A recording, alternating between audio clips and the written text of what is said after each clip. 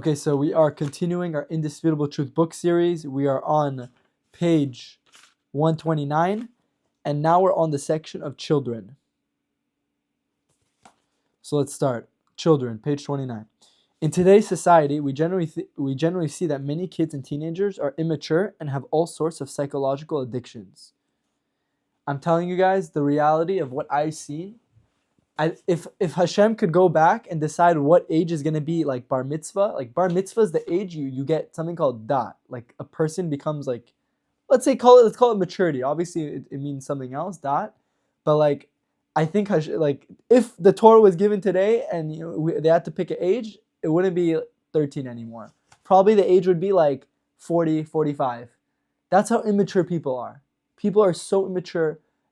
I met people who are doctors or lawyers, and I look at them as like, they're like 35, 37-year-old babies. Literally, they don't, they're so immature. They can't understand simple ideas, simple concepts, right? Or they're addicted to some type of, whether it's social media, whether it's, I don't know, whatever it is, they're addicted to all sorts of things. They have so many types of disorders, OCD, all this kind of stuff. They can't concentrate. Some people have an attention span of a fly. Literally for 5 seconds, they can focus. That's why TikTok and all these things are so successful, because they could capture someone who has such a low attention span. Again, I don't blame people, and God forbid, people have problems, and this is not to put anybody down. But I think it's because of what's going on, because of society. I don't think people back then had as many problems as we have today because of,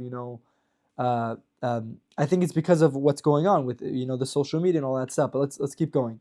Kids as young as 5 years old are addicted to their iPads or iPhones or whatever they have, while teenagers are often addicted to social media, video games, movies, drugs, and all too often pornography. Additionally, we live in a generation where many kids treat their parents like, I want to write the word garbage, but you can't write that in a book, so I have to write poorly. But in a video, you could say they treat their parents like garbage and are also very demanding to have everything their way. If they get upset, they curse, they break things, and even get to the point of hitting their own parents.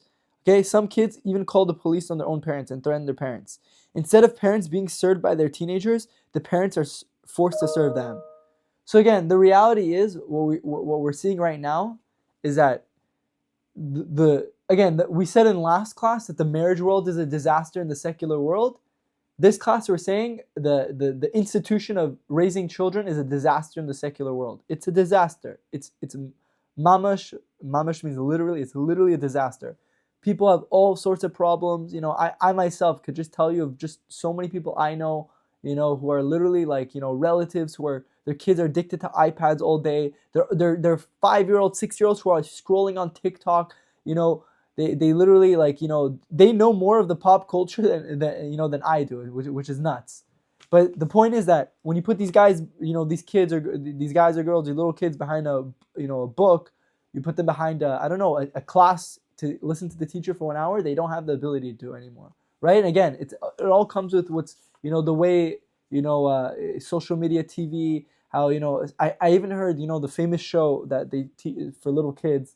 I forgot what it was called. What's that famous show for little kids? No, the one that's like, whatever. There's a famous show. I forgot what it's called. But blanking out on the name. But it's a show, whatever, that it's like a whatever. There's images every 3 seconds. They change the frame of the screen.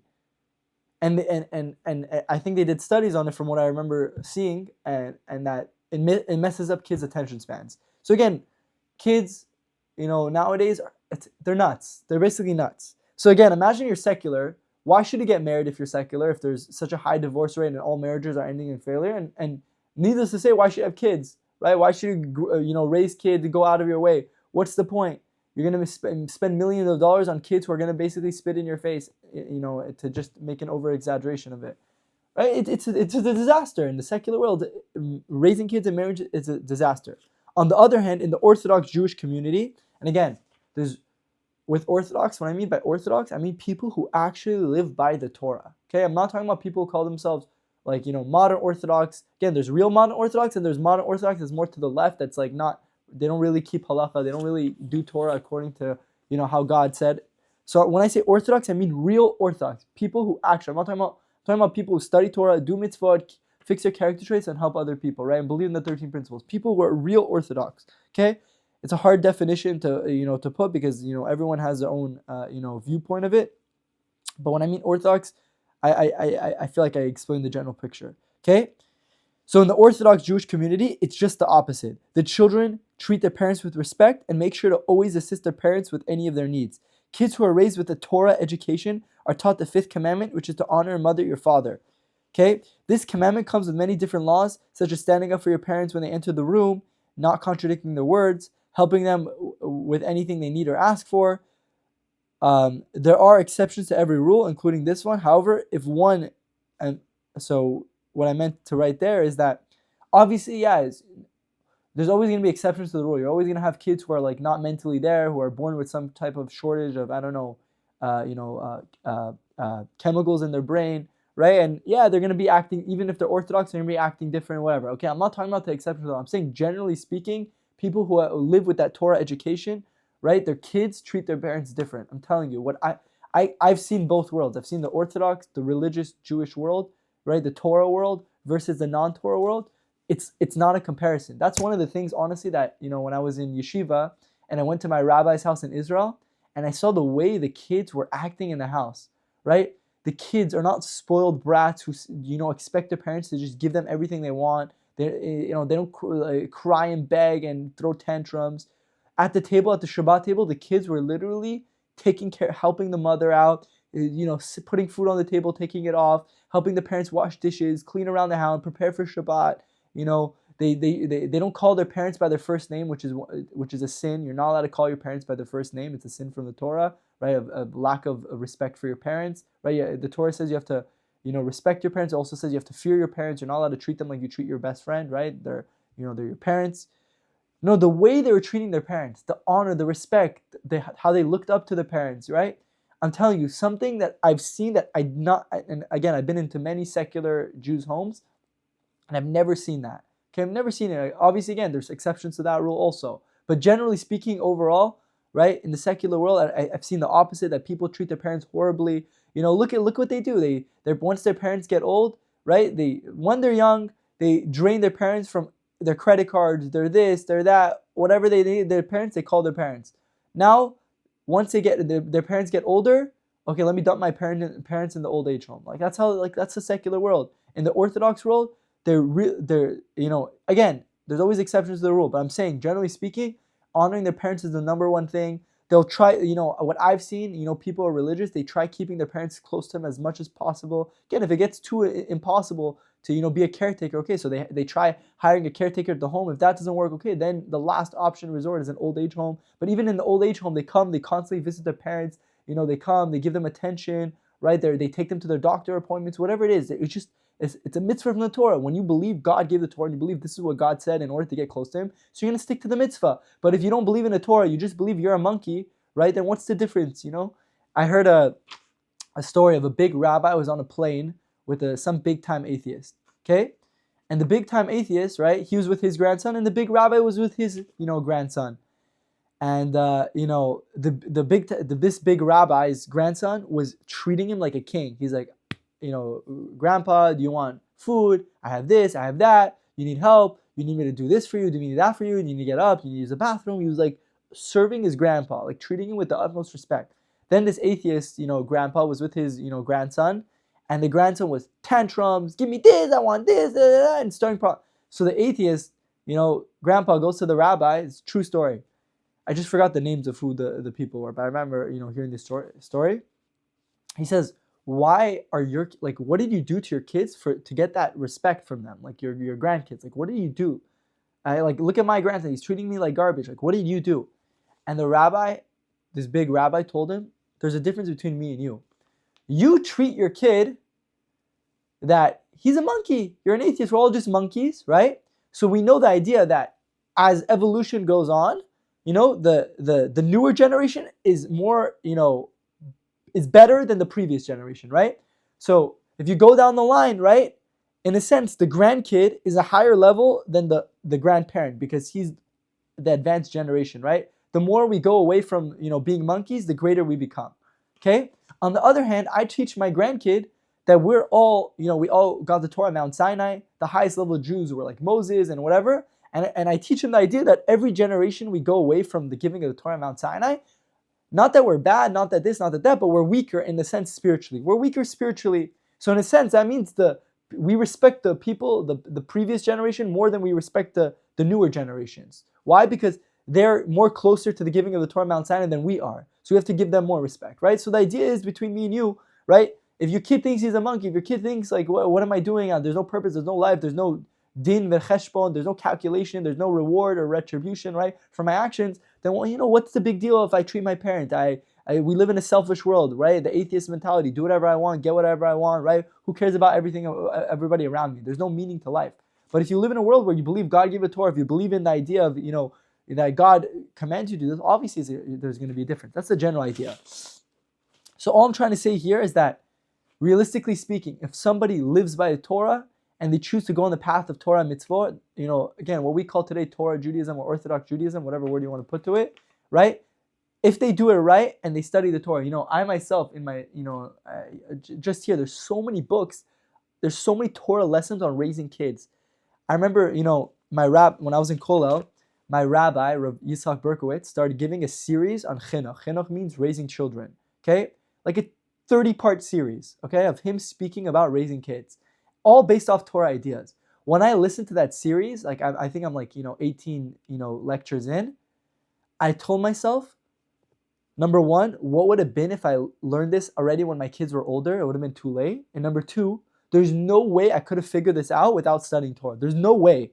These are ideas that are divine ideas, divine principles based off all the stories in the Torah, based off of different Torah ideas, based off of big rabbis dealing with so many people. Like there's no way I would have known how to raise my kids if I didn't listen to this. Right? This raising your kids is not like, okay, trial and error. I'm just gonna figure it out. A lot of people, when it comes, again, like I told you guys this before in so many different classes, when it comes to school, they don't do trial and error. They're very precise, they get educated, and then they become doctors, lawyers, whatever it is, and they're very careful. When it comes to their marriage, when it comes to the kids, they're willing to take it trial and error. They're not willing to get educated before they go in. They're just going in blind, like an airplane pilot who never learned how to fly a plane, or who never read a book on a plane, and you're just trying to fly a plane. They're trying to wing it, right? And that's the problem.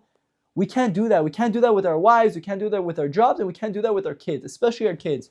So if you don't study, you don't get educated on raising kids, it's going to be very, very problematic. A lot of problems will happen in the future, and and all the things I mentioned before. Just trying to look here. I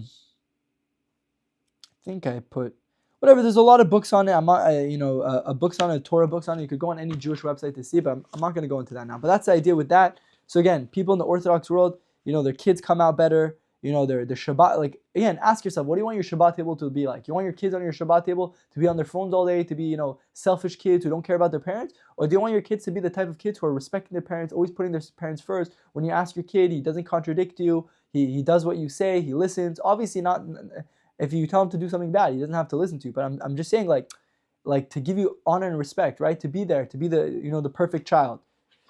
Fine. That's the general idea there. Let me see there. Okay, next step, enemies. Okay, so we're talking about benefits of living by the Torah in this world. So we finished talking about marriage, right? We said not only does becoming, a religious Jew, a Torah Jew, living by the Torah, make your life better in the next world, right? You get connection to God in the spiritual world, but also in this world. So we said your marriage will, be better. You'll be happier, right? Your children will come out better. Now we're on the idea of enemies. Okay, the idea of enemies.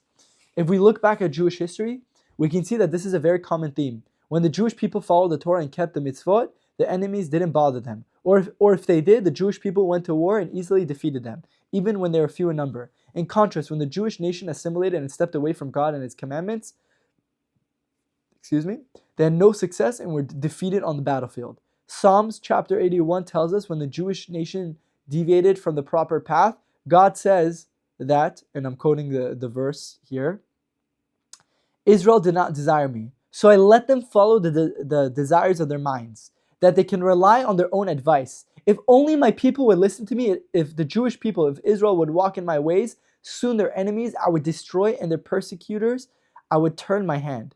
This chapter in Tehillim, in Psalms, sums up, written by King David. Again, this is obviously written with Ruach HaKodesh prophecy. That's what we believe in, right? So this is God telling the Jewish people, God telling King David. This chapter sums up the history of the wars of the Jewish nation and its connection with God. We must understand that if we listen to God and seriously keep His commandments, we would be happier and more secure, and we wouldn't have to be worried about our many enemies, the Palestinians, the anti-Semites, and all the Nazis, etc. Anybody who's trying to murder us every day. Okay, the Torah says in another place, in Leviticus 26, 3-17, if you will follow my decrees and observe my commandments and perform them, I'll provide peace in the land, and you will pursue your enemies, and they will fall before you. But if you do not listen to me and will not perform all these commandments, you'll be struck down by your enemies. Those who hate you will defeat you. God is simply telling us if we do our part, He will do His part and protect us. Okay? And there's another verse. We must also remember that God is the one who determines the outcome of wars, as the verse says in Deuteronomy 20 verse 4. God is the one who goes with you to fight for you against your enemies to save you. So why did I write that section in my book? This probably is not so applicable to the American. Maybe it isn't, with anti-Semitism. But I wrote this because I knew that when I translate this book to Hebrew, a lot of Israelis are going to read this book. And if you live in Israel, that's the number one problem, right? You're worried constantly about anti-Semites, Palestinians, suicide bombers, right? October 7th, crazy stuff going on. And if we just realize that the Torah clearly tells us that if we just keep the Torah, right? People think, you're not going to stop, anti-Semitism. How are we going to stop the Palestinians? Oh, we got to, God forbid, some, fanatics say you got to kill all of them, right? Obviously, I'm not, God forbid, saying that, right? But I think the best thing, obviously, forget religion, the best perspective is just put them in a different country, get them away from the Jews. But you know what? Even that's stupid. You know why? Because then they're just going to shoot missiles from you from another country, right? You think all that can stop? You think fighting them, killing Hamas, you think that's going to, stop everything, right? You think that's going to end all the wars, right? You kill every member of Hamas and Hezbollah, it's not going to stop anything. It's all nonsense, okay? Obviously, we have to fight. We can't let them, destroy us, but that's not going to stop it. That's not going to stop anti-Semitism. I was at a lecture, whatever, and there was a panel, an anti-Semitism panel. And there's 3 very big Jewish speakers in the, the Jewish world about anti-Semitism, right? Political speakers. I'm not going to say their names. And one of the speakers, he was like, how we're going to fight anti-Semitism? We're going to go and, anybody who says anything anti-Semitic, we're going to persecute them, under Trump, blah, blah, blah, blah. He said that. Another guy said, how we're going to stop all the anti-Semites? We're not going to let them in the country. Whatever. Everyone said some weird, their own perspective of how to stop anti-Semitism. There's one person on the panel who I did not expect this to come out of his mouth because I did not really think that he was the type of person to say this. But this is something that I agreed with him. And again, it doesn't matter who it's coming from. If they're saying the truth, it's the truth. They said it's very simple. If we keep the Torah, if we keep halacha, that will stop anti-Semitism. There's no other cure. And he's right. That's what we just read here. That's what the Torah says. So you think, the Israeli army, their number one goal right now is to, we got to stop, not Israeli army, but the secular, part of the, the Israeli government. That's what I meant to say. The secular people in the government say, how we're going to stop, anti-Semitism. We got to get all the people out of yeshiva. We got to get them to go to, the army. We have to stop, all this religious stuff, right? It's causing problems. That's the opposite. You want to stop all these wars. You want to stop all this, things. Become religious. Get closer to God. God is sending these people to wake us up. It's very simple. It says, if you believe in the Torah, that's what it says. Again, if you're secular, you don't believe in the Torah, then we have a different problem. First, get on the same page. We have to first prove to you, get in that argument whether or not God exists, the Torah is from God, then we could talk. But if we don't have that, but let's say we're on the same page with that, that's it. If you believe in the Torah, it doesn't matter how religious you are, if you believe God gave this book, that's what the book of God says. Okay? That's how we stop anti-Semitism. Yes. Killing Hamas, doing all that stuff, okay, again, you have to protect yourself, yes, but you want to stop it, you got to go to the Torah, and the Torah says it. So that's the benefit. If we live by the Torah, we'd have the benefit of not having to worry about our enemies on our shoulders. We don't have to worry about people trying to murder us and blow us up and, God forbid, kidnap us, and people, unfortunately, in Israel and America have to deal with on a daily basis in other countries. Okay? That's the idea over there.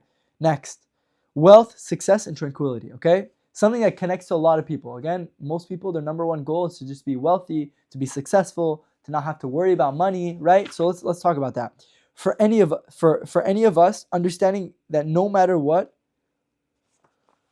for any of us, understanding that no matter what, all your business and financial successes or failures is up to God is one of the most calming and beneficial things you can do. Meaning, to acknowledge that everything, your schooling, whether you get a good score on the MCAT, the LSAT, whether you get a job at a law firm or a business firm, whatever it is, right? To know that it's all in Hashem's hands is the most calming thing you could do.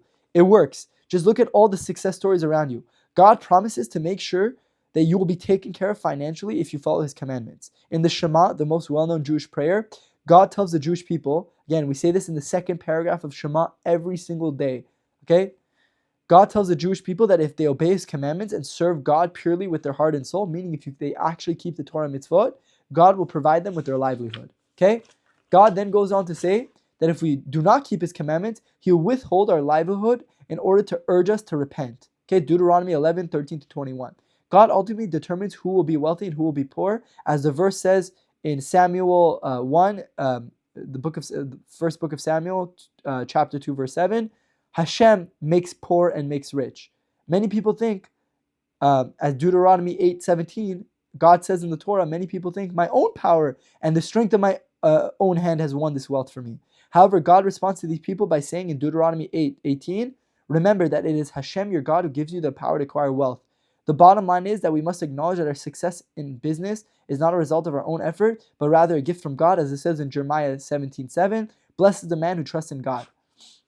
So what's the idea we're trying to say here? Another benefit by living by the Torah is that the Torah promises you that if you truly keep the Torah and mitzvot, God will take care of you financially. God will make sure you have food on the table. God will make sure that everything goes smooth. Okay? That is the rule. That's what the Torah says. We read that in the Shema. It's a belief that every Jew has. And you see in history, when the Jews don't listen to God, God makes a famine happen, God makes someone have not food, whatever it is. But when the Jews listen to God, God takes care of them financially. So you might say, oh, what about in the times of the Holocaust? Maybe when people starved to death? Okay, you could give a lot of examples. Again, I'm not God. I'm not the one to say what sin a person did, right? Maybe their sin was they didn't rebuke other people. I don't know. I'm not God to say who did what. But the idea is, Ein isurim belo avon, right? There are no afflictions without, suffering, afflictions without sin. Okay, that's a general rule in the Torah. Again, I'm not God to tell you who did what, or what sin or whatever it is, right? What mitzvah a person's failing in, but that's the rule. That's the rule in the Torah. So again, I guarantee you keep by the Torah, Hashem will take care of you financially. Hashem will make sure you make money. Oh, but what happens if you see people are so rich and they have food, they have everything they need, and they don't keep the Torah? Okay, when we get to why bad things happen to good people, that section, we have a whole explanation for that based off the Torah. Okay, but for now, that's the general rule. Okay, next thing, community. Okay. This is probably one of the biggest things that draw people to becoming, for non-Jews to convert to Judaism, and not only for non-Jews to convert to Judaism, but for also Jews who are totally not religious to connect back to the Judaism. Community. Human beings are programmed to be social. We need and crave companionship, including a life partner, right? Getting a wife or husband, right? Friends, community, family, all that stuff. Having a good community is not only important, but it is essential to living a meaningful life. The Jewish community is impressive. It cares, it is involved, it is welcoming, it is both local and global. Every major city has a Jewish, has a Jewish community. It is both immediate and historic. The Jewish community will connect you to who you are, who you want to become, and who you want your kids to be close with. There's an amazing story that exemplifies the greatness of the Jewish community. A secular Jew was once invited to the home of a religious person for Shabbat. Throughout the meals, the religious person tried several times to inspire the secular Jew, but was not successful. When Shabbat ended and the host was walking this person to his car, they heard voices of prayer coming from an adjacent synagogue. The secular person peeked his head inside the synagogue and saw about 300 men and women crying their eyes out in prayer. The secular Jew asked the religious Jew, "What are all these people doing here on a Saturday night at 9 p.m.?" The religious Jew replied that all these people are praying for the recovery of a sick individual, one that most people did not even personally know. The secular Jew was blown away by the unity and the care of this Jewish community. The secular Jew then told the religious Jew that he's willing to become religious because of what he saw. Many times, proofs don't help a person to see what Judaism is about. Often, it is only when people witness firsthand the feeling of friendship and unity among the religious community that they get inspired and begin becoming closer to Judaism. So again, that's what I wrote in the book. But to say a little bit outside, guys, there's nothing comparison to the Jewish community. Our community, I'm telling you, in every aspect, I'm going to, explain more in the next section, but our community is unbelievable. The Jewish community, no matter where you are. I could be a Jew no matter where I'm in the world. I want to go to, Turkey. I want to go to Italy. I want to go to Spain. I want to go to Israel. I want to go to, Dubai. There's always some type of, Jewish community there, right? That's willing to take you in and host you. That's willing to take care of you. I'll tell you a crazy story. In Israel, I have a friend who, he was in yeshiva. And for Fridays he would call random people up and go for their houses for Shabbat. That was his custom. Every Friday he'd go to a random person's house and spend the Shabbat there and eat like a meal there. Okay, beautiful Shabbat meal. One time, he got a phone number from his brother, and the brother said this person could host. So he calls the number up, okay, and he asked the person, is it okay if me and a few guys we stay at your house for Shabbat? And the person said, of course, yeah. Here's the address. So the guy was taking the bus, and you see the bus 2 hours, 3 hours, 4 hours, and he's like, where am I going? Like, we're going in the middle of nowhere. This is a true story. I know the guy who said the story. And he's like 4 hours already, and finally he reaches the person's home. It's like in the middle of nowhere, and he ends up, the hosts come, open the door, they take them in, they give them a little room to stay, they give them, water bottles and food and this and that, and takes care of them, and gives them everything they need. They said my friend told me he had one of the best Shabbat meals in his entire life. Amazing food, amazing, hospitality, everything. Okay, then he ends up going home. The host walk him out. He goes home. Okay, next day, his brother calls him and he's like, how's Shabbat? And he's like, yo, the address you gave me was so far away. 4 hours, 4 hours away. What do you like? I thought you were giving me something that's close in the area. And the brother's like, what are you talking about? The people live 30 minutes away from where you're at. And he's like, what? And they look, and he sent them the wrong number. That means my friend called some random Jew that lives in Israel, okay, and asked him to stay in Shabbat. That Jew didn't know who the heck they were and was willing to accept this person to his home. That's the Jewish people. You will never find anybody who does that.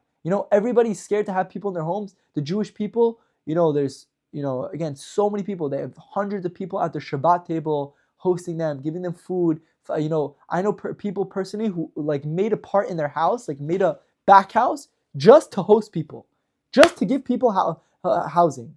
They literally they renovated, they've spent hundreds of thousands of dollars just to host people. There's group chats, there's WhatsApp chats, there's so many things of hosting people, taking care of people, right? And we're about to read this section right now, about the Jewish people, and I want to show you how great the Jewish people are. Let's keep going, okay? That's going to explain what the greatness of a Jewish community. Again, but besides saying all the other stuff I'm about to read to you right now, living in a Jewish community, you have synagogues, you have, kosher food, kosher restaurants, right? No matter where you go, you connect to, everybody around you. Hey, what's up? I'm a Jewish. I believe in the same thing you believe in. I eat the same thing you eat.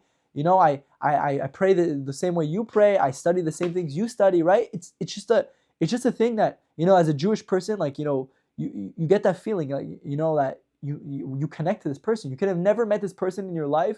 This could be the first time you're meeting this other Jewish person, but you feel like you knew them from day one.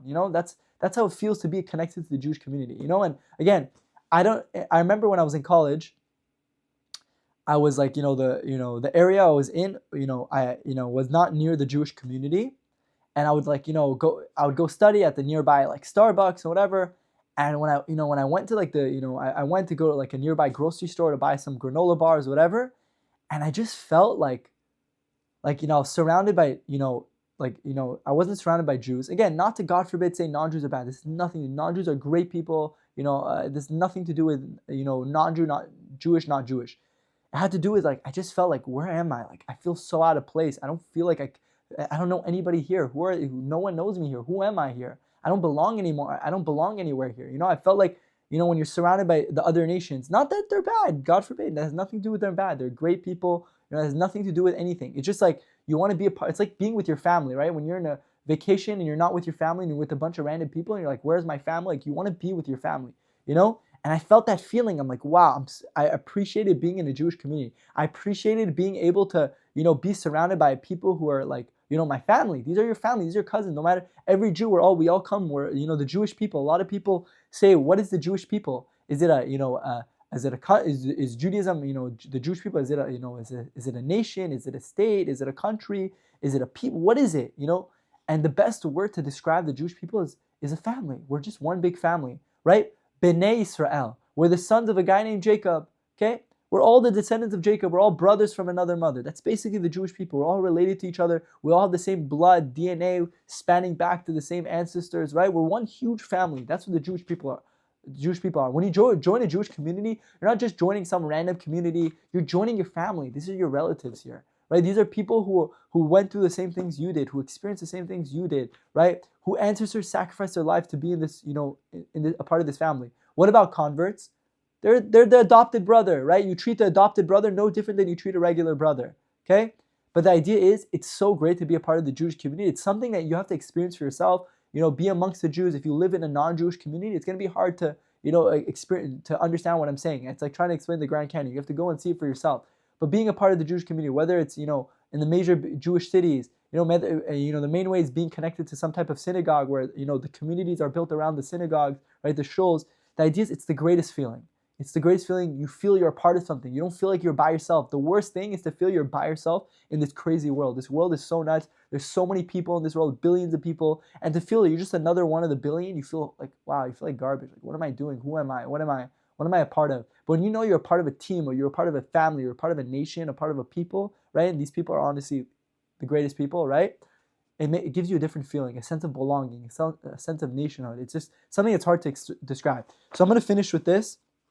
Let's read this, and I'm going to finish this. A nation of kindness stewards, okay? All of these benefits we mentioned earlier are a direct result of a community of Jewish families loyally observing the laws of the Torah.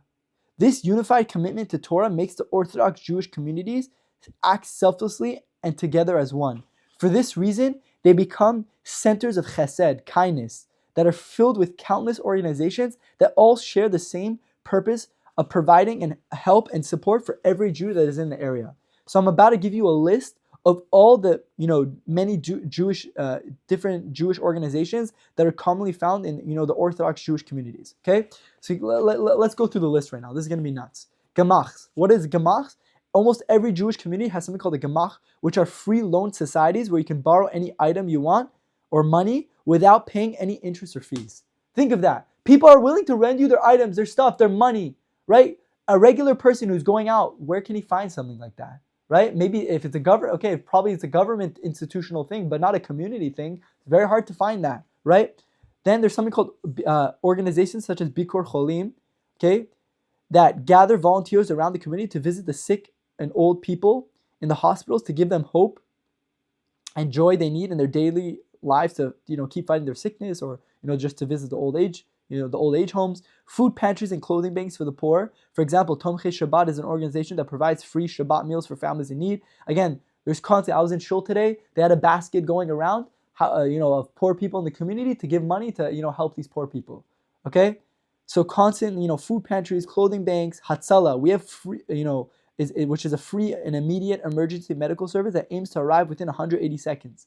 Again, a free ambulance service that saves lives, that comes within minutes, because these are other community members who get a phone call right away. They live next door. They come to you and save you. Unlike a regular ambulance that has some type of location, it can be 40 minutes away from you. It takes some time by the time they get there and drive and this, right? This is community-wide. This is allocating the resources of other Jews who are near you. Unbelievable. Or Chaverim, which provides free assistance for roadside and other non-medical emergencies, whether it be on the road or at your home. I remember one time I went to this mall, the American Dream Mall in New Jersey, and we were coming out of the mall, and there was like some, it was a lot of snow, and I accidentally ran into like a snow ice, whatever, and it popped my tire. Okay, I was in the middle of like coming just in the middle of basically like nowhere. Okay, I don't know who to call. I'm not from New York. I'm like, who do I call? How do I get help? What do I do? Right? And I remember, there's something called Chaverim. Chaverim is a Jewish organization in every community. You call them up, the guy comes and he fixes your thing for you for free and helps you, either if you're locked out of your car, helps you. Dude, the guy came within 20 minutes, okay? He came, he changed my tire for me for absolutely free. He didn't ask me for one dime, one penny. He fixed my tire and he went along his way. Like, where do you find something like that? Where in the world do you have this? Where in the world do you have something like that? Where? You don't have that anywhere. Organizations that give financial assistance to orphans getting married and widows in financial distress. Again, go look up. There's an organization called dailygiving.com where every day you give $1 to charity, okay? And every day imagine there's right now, I think, from what I saw, there's over 20,000 people who give $1 a day, and each day they give that to a different charity organization. So you're able to give charity to all different types of organizations, right? And you could see, I get the list of all the organizations. There's so many Jewish organizations just helping people, okay? Organizations that help orphans and widows, organizations that help people with mental disabilities and physical handicaps, such as a Friendship Circle, right? Organizations that protect the elderly, organizations that people need for organ donations, okay? Organizations that help people struggling with deathly diseases such as cancer. Chesed Anytime, which is an online platform that readily helps people whenever they are stuck in tough situations. For example, someone needs a ride, someone needs to transport an item, acts as a lost and found, gives expert advice, helps with directions and recommendations needed, right? Help those, if someone needs a date, he needs to know where should I go on a date. They ask on that thing, another Jewish person tells them, oh yeah, in this area you could go this, and this, right? Helps those people who need to borrow items, offers giveaways. People have belongings they want to give away. You go on this Jewish app, they provide you. Helps transporting belongings, and much more. By the way, to explain Chaverim, I forgot to explain this footnote. Chaverim volunteers respond to calls at any hour and perform the following duties, including but not limited: assist people locked out of their homes or vehicles, repair flat tires and pump low tires, boost car batteries, assist cars in snow, mud, right? Give ride to motorists and whose cars are disabled, transport families to weddings and during snowstorms, give direction to those in unfamiliar areas, provides gas if someone's gas tank runs out, assist with burst pipes, assist with loss of essential services such as gas, electric, water, or telephone, provide members for Shiva Minyan, right? There's an organization called Chevra Kadisha that just go, help people bury the dead. If someone, God forbid, someone dies, right? They call Chevra Kadisha, and within moments, Chevra Kadisha pulls up and they help take care of the whole burial process, right? Again, we have so many organizations. This is just all being a part of the Jewish community. The point is clear that being a part of an Orthodox Jewish community is very special. Is a very special privilege. No matter how much you are, God forbid, struggling and how downhill life gets, you always get the necessary treatment and care from your fellow Jewish community members at no charge. Again, that's what it means to be a part of the Jewish community. So many things. I can't even explain, but all the different things, being a part of the community, all the benefits that come, people who help you, people who are willing to help in need, other community members. It's just so great to be a part of the Jewish people. Now, let me think here. Okay, let's finish off with there. Next time, we're going to start the section of an outstanding people. We're going to go through the moral and professional accomplishments of the Jewish people. Okay, thank you so much for listening. Take care.